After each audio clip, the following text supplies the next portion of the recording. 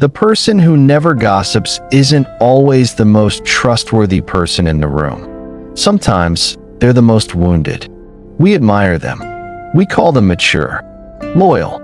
Above it all, they sit in conversations where names are dropped and secrets spill, and they say nothing. They smile politely. They change the subject. They excuse themselves to get water. And we think that person has integrity. But here's the thing nobody talks about. Sometimes silence isn't a sign of strength. It's a scar tissue response. A flinch dressed up as dignity. Maybe you're watching this because you are that person. The one who never joins in. The one who feels a strange tension in your chest when gossip starts flowing. Not because you're judging it, but because something inside you locks up, goes cold, pulls away. You've built a glass wall around yourself. It keeps you clean. It keeps you safe. But it also keeps you separate, unseen, quietly exhausted from the effort of saying nothing when everyone else finds it so easy. Psychologists sometimes call this relational vigilance, a learned alertness around what you say, who you say it to, and what it might cost you later. It sounds clinical, but it doesn't feel clinical. It feels like holding your breath in every conversation. So where did this begin? And why does your silence sometimes feel less like virtue and more like a cage you built yourself? Stay with me.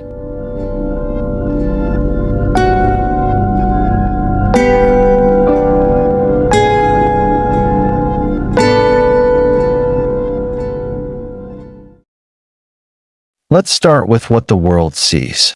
People who never gossip appear calm, collected. They're often described as good listeners because they absorb information but rarely release any. In group settings, they become the neutral ground, the Switzerland of friendships. You can tell them things. You trust them with pieces of yourself, and they never weaponize it. This makes them valuable, rare even. But valuable and fulfilled are not the same thing. Rare and at peace are not the same thing. If you look closer, you'll notice something. These people often know a lot about others, but others know very little about them. They're present but not exposed, warm but not open. They give the impression of closeness without actually letting anyone in. And here's the uncomfortable truth most psychology content won't tell you. This isn't always a conscious choice. It's not always wisdom. For many people, it's a pattern that started long before they had the words to describe it. Something happened that made them decide, without deciding, that their words could become weapons used against them. Let's talk about where this comes from. Think of a child who grew up in a home where information traveled dangerously, where something they said to one parent was later twisted by the other, where a sibling used their confession as ammunition, where a secret shared at the dinner table somehow became a punchline at a family gathering. That child doesn't learn to gossip. That child learns that language is not safe. They learn that what they say can and will be used against them. So they stop saying things. They become watchers, listeners, editors of their own thoughts. They learn to speak in safe generalities and emotional abbreviations. They shrink their inner world down to something manageable, something that can't be stolen. This isn't drama. This is survival. And the pattern doesn't stop in childhood. It follows them. Now think about that same child as an adult. They're at brunch with friends. Someone mentions a coworker who got promoted unfairly. Opinions fly. Laughter. Judgment. It's bonding through shared disdain, the most common social glue there is. But this person? They feel the temperature shift inside. Their throat tightens. Their mind runs calculations. If I say something now, will it be repeated? Will it change how they see me? Will I regret this later? So they say nothing. And everyone assumes they're just being kind. But inside, they're running an invisible algorithm of risk.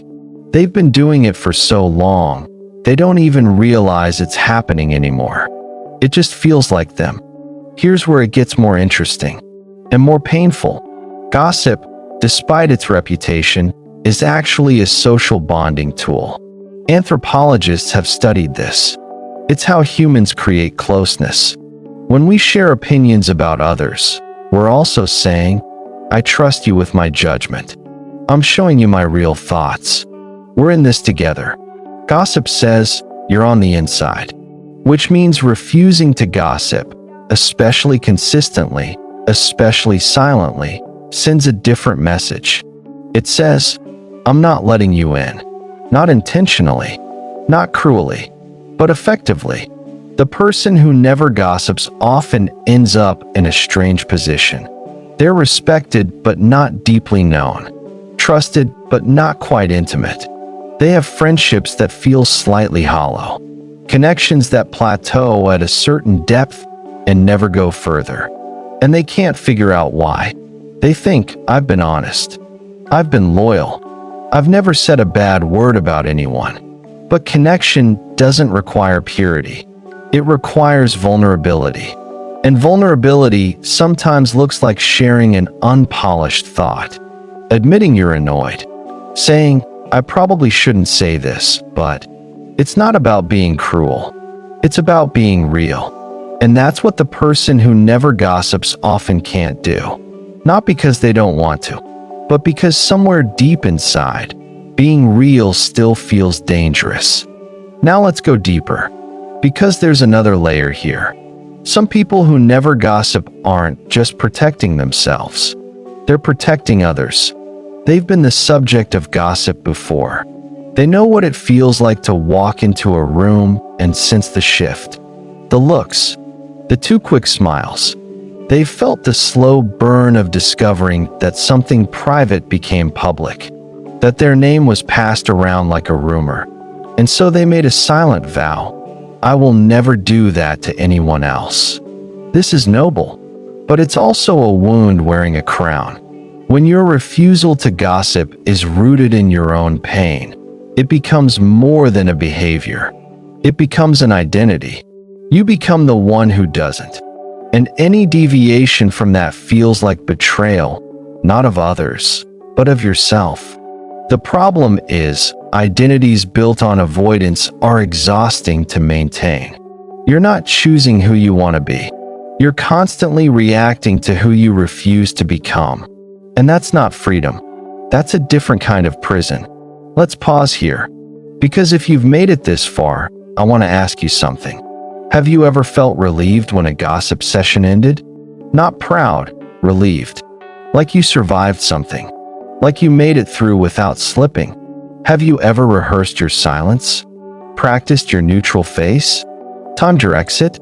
Have you ever felt more alone because of your restraint? If so, you're not broken. You're just carrying something that needs to be seen. Here's what most people don't understand about those who never gossip. They're often the ones who feel the most. It's a misconception that quiet people are emotionally muted. In many cases, it's the opposite. They feel things intensely, so intensely that they learn to contain themselves early.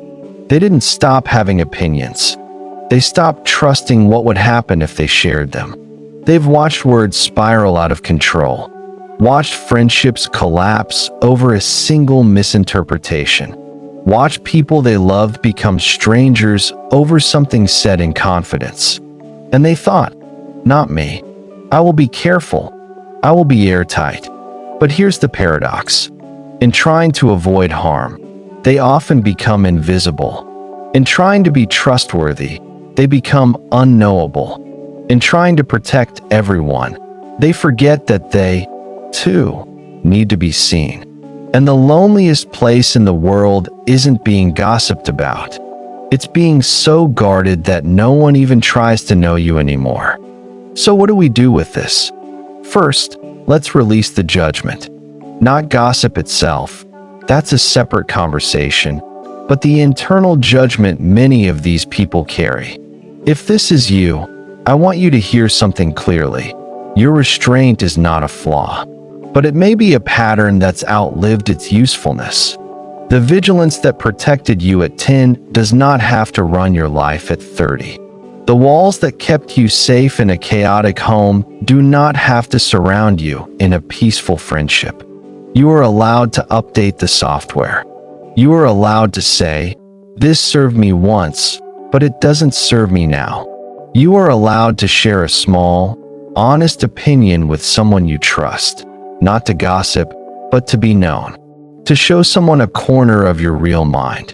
To let yourself be a little messy, a little unfiltered, a little human. Because here's the secret. Connection doesn't come from being good. It comes from being seen. And you cannot be seen through a wall you never lower. Now, I want to be careful here. Because this isn't about encouraging gossip or excusing cruelty. That's not the point. The point is this. If your silence is rooted in fear, it's not virtue. It's armor. And armor, worn too long, becomes a second skin you can't take off. The goal isn't to become someone who talks about others carelessly.